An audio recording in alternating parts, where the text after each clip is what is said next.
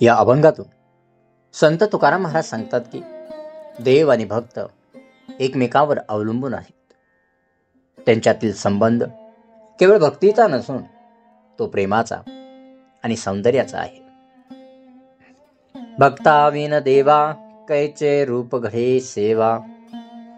महाराज प्रश्न विचारतात, भक्ताविना देवा, भक्ताशिवाय देवाला कैचे रूप घडे सेवा. सगुण रूप आणि भक्तीचा स्वीकार कसा मिळेल?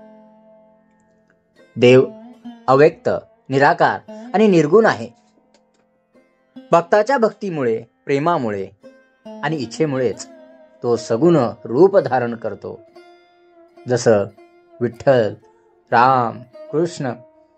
भक्ताची इच्छा असल्यामुळेच देवाला पूजा, नैवेद्य, आरती यासारखी सेवा प्राप्त होते. भक्त जर नसेल तर देवाला आपल्या रूपाची जाणीवही होणार नाही आणि त्याला सेवेचा आनंदही घेता येणार नाही. त्यामुळे देव आणि त्याचे रूप हे भक्तामुळेच अस्तित्वात येते. शोभविले एर येरा, सोने एके ठाई हिरा. तुकाराम महाराज सोन्याचे कोंदण आणि हिरा यांचा सुंदर दृष्टांत देतो. सोने एके ठाई हिरा. जेव्हा हिरा सोन्याच्या कोंदणात बसतो तेव्हाच ते दोघेही अधिक शोभून दिसतात. शोभविले एर येरा. त्यांनी एकमेकांचे सौंदर्य वाढवले. इथे सोन्याचे जे कोंदण म्हणजे देव आहे, जो मूळ आधार आहे, आणि हिरा म्हणजे भक्त, जो त्या आधारावर चमकतो. भक्त आपल्या तेजाने देवाला सगुण रूपात शोभा देतो आणि देव भक्ताला आधार व भक्तीचे सौंदर्य प्रदान करतो. त्याचे नाते पूरक आहे.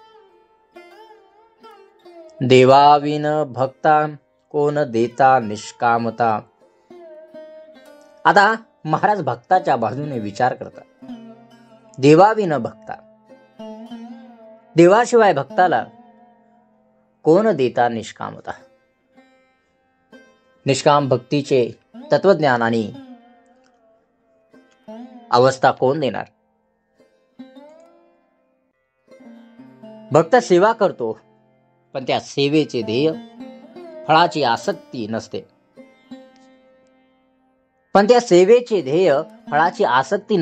म्हणजेच निष्कामता हे केवळ ईश्वराच्या कृपेने, उपदेशाने आणि दर्शनाने प्राप्त होते. देवच भक्ताला हे ज्ञान देतो की तू जे काही करतोस ते माझ्यासाठी निष्कामपणे कर. देवाच्या आश्रयाशिवाय भक्ताला वासना आणि फलाशा सोडणे शक्य नाही. तुका म्हणे बाळ, माता जैसे स्नेह जाळ. तुकाराम महाराज या संबंधाचे अंतिम स्वरूप सांगतात. देव भक्ताचे नाते स्नेह जाळ, प्रेमाचे बंधन आहे, नाते आहे. हे नाते बाळ माता जैसे, आई आणि मुलाच्या नात्यासारखे आहे. देव आईसारखा असतो. तो निस्वार्थपणे मुलाचे, भक्ताचे रक्षण करतो. त्याला निष्काम भक्ती शिकवतो आणि त्याला आधार देतो. भक्त मुलासारखा असतो. तो पूर्णपणे आईवर म्हणजे देवावर अवलंबून असतो आणि त्याच्या असण्यानेच आईला आईपणाचा आनंद मिळतो. हा संबंध औपचारिकता किंवा व्यवहाराचा नसून तो शुद्ध प्रेम, वात्सल्य आणि अपरिहार्यतेचा आहे.